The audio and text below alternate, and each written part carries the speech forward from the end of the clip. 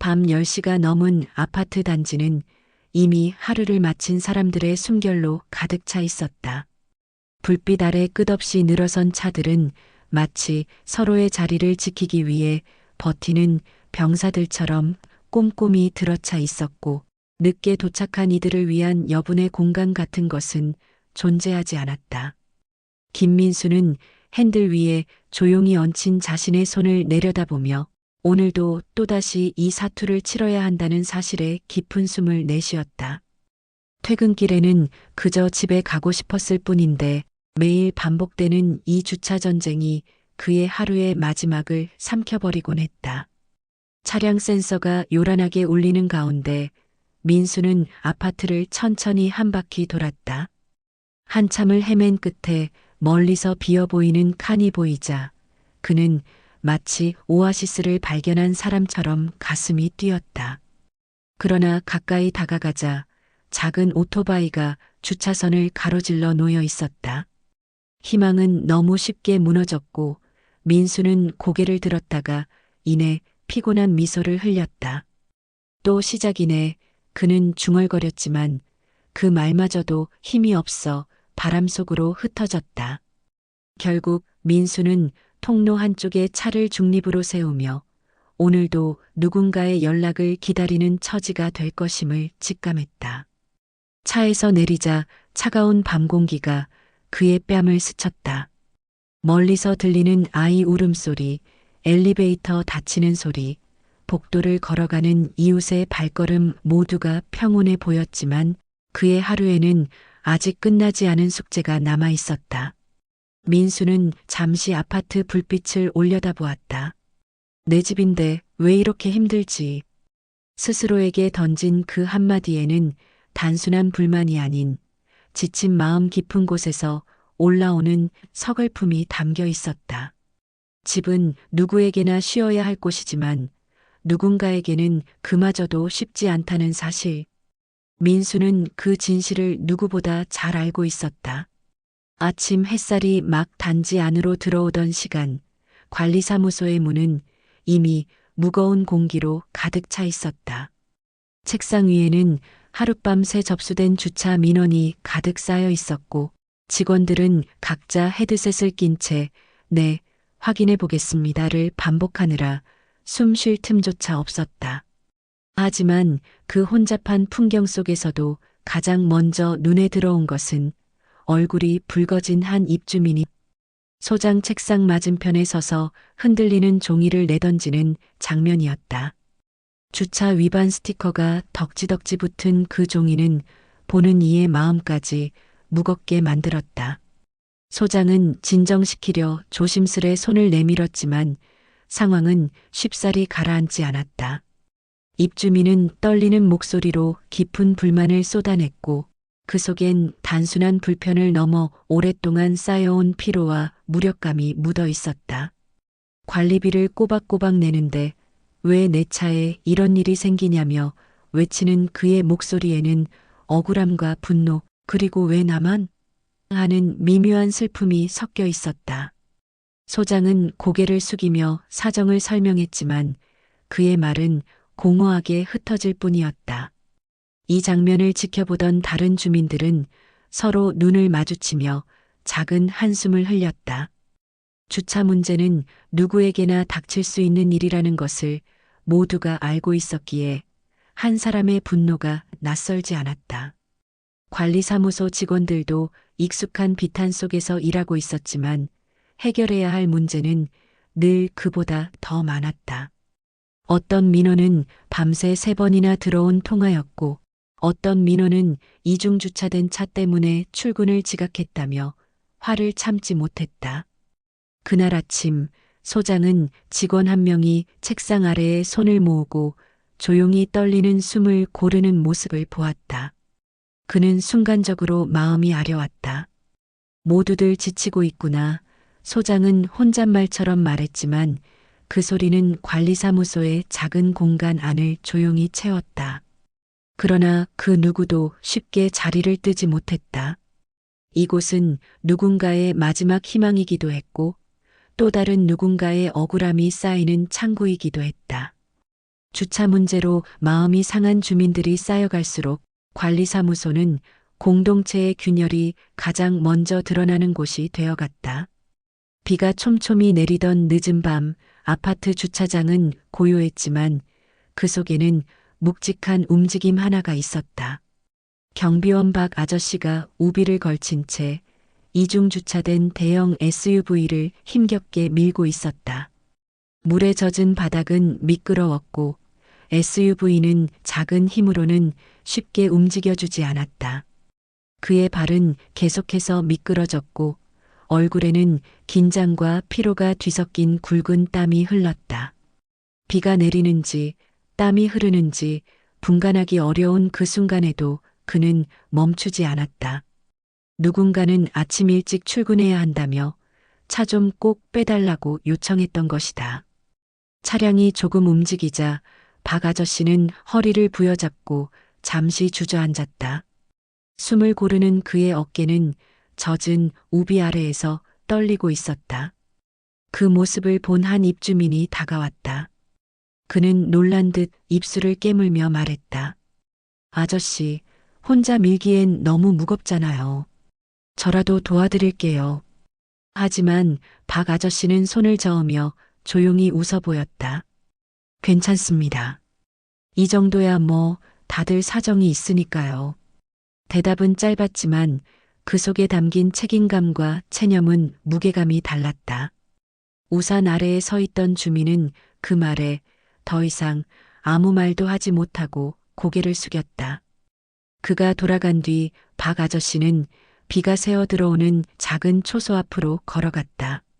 문을 열자 낡은 의자와 젖은 신문지, 그리고 식지 못한 믹스커피 한 잔이 놓여 있었다. 그는 그 커피를 조심스레 들어 한 모금 마셨다. 따뜻함이라기보다 자신의 하루를 버티게 하는 작은 위로 같았다. 그러나 무엇보다 힘든 것은 차를 미는 일이 아니었다. 경비가 이 정도도 못해요? 라는 말. 이게 당신들 일 아니에요? 라는 무심한 시선. 그 말들이 그의 마음에 깊은 상처를 남기곤 했다. 하지만 그는 오늘도 누군가가 잠든 사이 조용히 주차장을 돌며 이곳의 질서를 지키고 있었다. 아무도 알아주지 않아도 자신의 작은 노력이 누군가의 아침을 지켜줄 수 있다면 충분하다는 듯이 아침 햇빛이 스튜디오의 유리창을 비추고 조용한 공간 안에서 전문가 한 명이 준비된 그래프를 바라보고 있었다. 그의 표정은 무겁지 않았지만 어딘가 깊은 걱정이 배어 있었다. 주차난은 갑자기 생긴 문제가 아닙니다. 전문가의 첫마디가 공기 속을 천천히 가른다. 마치 오래된 비밀을 꺼내는 듯한 목소리였다. 화면에는 1990년대 아파트 주차 기준이 떠오르고 그 옆에 현재의 차량 수가 대비되어 있었다. 좁은 막대가 넓은 막대 옆에서 초라해 보일 정도였다. 당시 법적으로 정해진 주차 대수는 세대당 0.7대에 불과했다. 그리고 지금은 세대당 2대가 기본이 되어버린 시대. 아이가 크면 차가 한 대 더 필요한 가족도 흔해졌다. 하지만 문제는 숫자뿐만이 아니었다. 당시 설계된 주차면의 폭은 지금의 대형 SUV가 상상도 하지 못할 정도로 좁았다. 그 결과 차는 늘어나고 차량 크기는 커졌으며 사람들의 생활 방식은 변했지만 주차장은 30년 전 그대로였다. 변화하지 않은 공간 위에 쌓인 변화된 현실. 그것이 지금의 갈등을 만들어냈다. 전문가는 그래프를 가리키며 조용히 말했다. 사실 이건 예견된 결과였어요. 우리가 너무 빨리 달려온 탓이죠. 그의 말은 비난이 아니라 아쉬움에 가까웠다. 장기 방치 차량들, 번호판이 영치된 차들, 움직이지 않은 지 오래된 트레일러들. 어떤 주민들은 3대, 4대의 차를 가지고 있으면서도 동일한 주차비를 내고 어떤 주민들은 매일 밤 빈칸을 찾기 위해 단지를 돌았다. 공동체 안의 불균형은 갈등의 불씨를 키웠다. 그제야 화면 속 인터뷰 장면이 바뀌며 전문가가 마지막으로 덧붙였다. 주차 공간은 단순한 땅의 문제가 아닙니다. 공동체를 어떻게 운영하고 서로를 어떻게 배려할 것인가의 문제죠. 그의 말은 단순한 분석을 넘어 앞으로 나아가야 할 방향을 조용히 가리키는 듯했다. 시청자도 이 영상을 제작하는 이들도 잠시 생각이 머무르게 되는 순간이었다. 지하 주차장은 낮과는 전혀 다른 표정을 하고 있었다.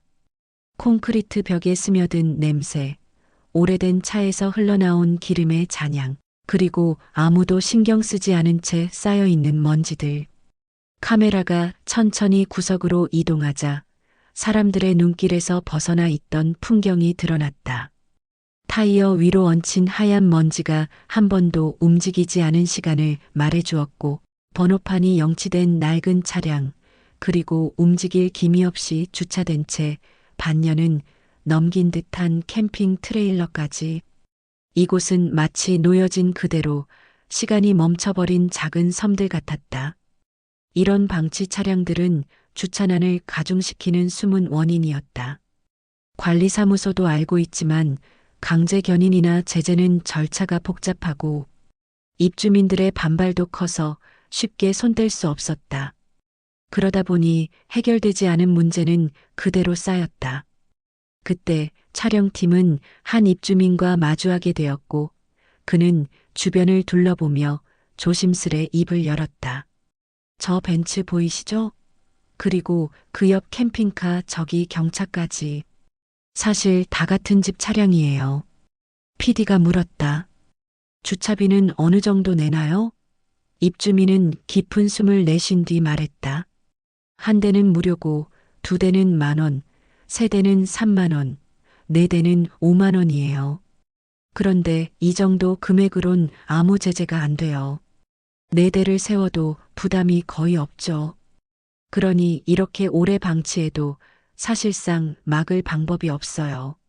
그의 말에는 오래된 포기와 반복되는 불공평함에 대한 씁쓸함이 묻어 있었다. 지하 주차장의 고요함은 사실 불편함과 체념이 눌려 있는 소리였다. 문제는 공간이 부족한 것이 아니라 공유 공간을 사유지처럼 사용하는 태도가 근본적 갈등을 키우고 있었다. 누군가는 가족여행에 쓰던 트레일러를 한 번도 옮기지 않았고, 누군가는 운행하지 않는 차를 비상구 옆에 3달 넘게 방치했다.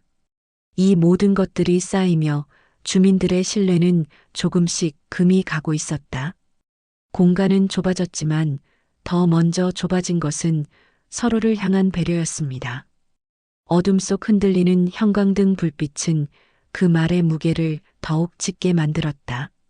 한낮에 햇살이 고르게 내려앉은 단지 안은 평온해 보였지만 불과 몇 달 전까지만 해도 이곳은 매일같이 갈등이 폭발하던 전쟁의 현장이었다고 했다. 그 이야기를 들려준 사람은 입주자 대표회의의 최 대표였다. 그는 오래된 안내 게시판을 가리키며 조용히 웃었지만 그 웃음에는 수많은 시행착오가 담겨 있었다. 그땐 정말 하루도 조용한 날이 없었어요. 그의 목소리는 담담했지만 한동안 이어졌던 혼란의 기억이 여전히 선명한 듯했다. 갈등을 멈추기 위해, 그리고 더 이상 서로를 탓하는 공동체가 되지 않기 위해 그들은 결단을 내려야 했다. 그렇게 탄생한 것이 주차비 현실화 정책이었다. 한 대는 무료지만 두 대부터는 50,000원, 세 대는 100,000원, 네 대부터는 더욱 가파르게 상승하는 구조. 단지의 상황에 맞게 장기 방치 차량과 비운행 차량에 대한 별도 규칙까지 마련되었다. 쉽게 들릴지 모르지만 이를 시행하는 과정은 결코 순탄치 않았다. 주민들의 반발은 예상보다 거셌고 대표회의는 밤늦게까지 이어지는 항의와 논쟁을 감내해야 했다. 그럼에도 불구하고 최 대표는 말했다. 누군가는 시작해야 했습니다. 이대로 두면 더 나빠지기만 했으니까요. 그의 목소리에는 확신보다는 책임감이 묻어났고 그 태도가 정책을 밀어붙이는 힘이 되었다. 시행 한 달 뒤 등록 차량의 20%가 줄었고 오래 방치되던 차량들이 하나둘 이동하기 시작했다. 사용하던 차만 주차장에 남게 되자 이중주차 비율도 눈에 띄게 감소했다. 촬영팀은 마지막으로 최 대표에게 물었다. 지금 돌아보면 가장 어려웠던 점은 무엇이었나요? 그는 잠시 생각하다가 조용히 말했다. 사람의 마음을 바꾸는 일이었죠. 규칙은 금방 바꿀 수 있지만 인식은 시간이 필요하니까요. 그리고 덧붙였다. 하지만 누군가 먼저 움직이면 생각보다 많은 사람이 따라옵니다. 그의 말은 단지의 변화가 규칙 때문만이 아니라 서로의 삶을 조금씩 이해하려는 마음에서 시작되었음을 알려주는 듯했다. 해가 저물 무렵 단지 입구의 차단기 너머로 천천히 빠져나가는 차량들이 눈에 들어왔다. 예전 같으면 모두가 단지 안에서 빈칸을 찾느라 한참을 맴돌았겠지만 지금은 조금 달라진 풍경이 펼쳐졌다.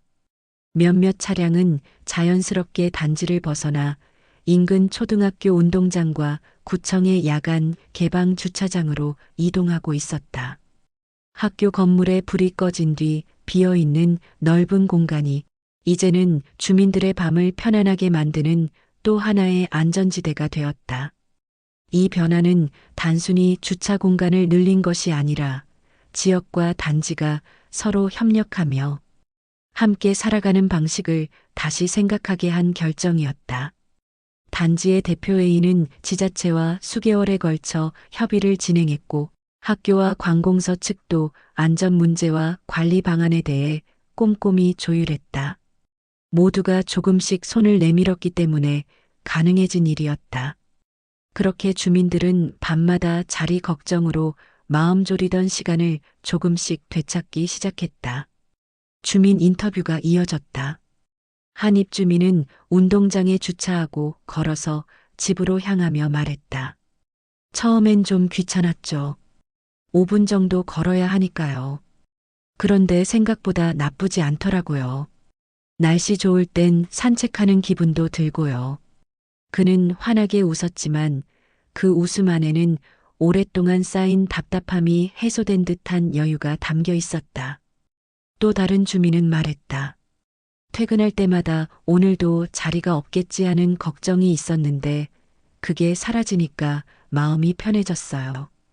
그게 제일 커요. 외부 공간을 활용하게 되자 단지 내부의 혼잡이 눈에 띄게 줄었고 주민 간의 작은 마찰들도 조금씩 잠잠해졌다.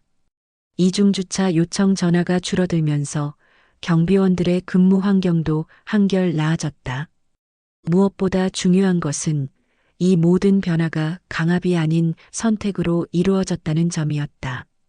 누군가는 단지 안에 또 다른 누군가는 외부 주차장을 선택하며 서로의 공간을 조금씩 존중하기 시작했다. 하루의 끝, 바람이 조용히 불어오는 학교. 운동장에는 늦은 시간에 주차된 차량들이 서로 간격을 두고 놓여 있었다. 그 사이를 지나며 한 주민이 혼잣말처럼 말했다. 이렇게 조금씩 나누고 비워주는 게 결국 우리 모두를 편하게 하는 거죠. 그의 말은 어두운 밤 공기 속에서도 따뜻하게 퍼져나갔다. 해가 완전히 저물고 단지에 은은한 불빛이 켜질 무렵 김민수의 차가 천천히 아파트로 들어왔다. 예전 같으면 그는 입구에서부터 깊은 한숨을 내쉬며 빈칸을 찾아 헤맸겠지만 오늘은 조금 달랐다. 주차장에는 여전히 많은 차가 있었지만 어디에 주차할 수 있을까 하는 조급함 대신 오늘도 잘 돌아왔다는 안도감이 그의 마음을 채우고 있었다. 천천히 한 바퀴를 돌던 민수는 자연스럽게 빈칸을 발견했고 핸들을 돌려 차량을 부드럽게 맞춰 넣었다.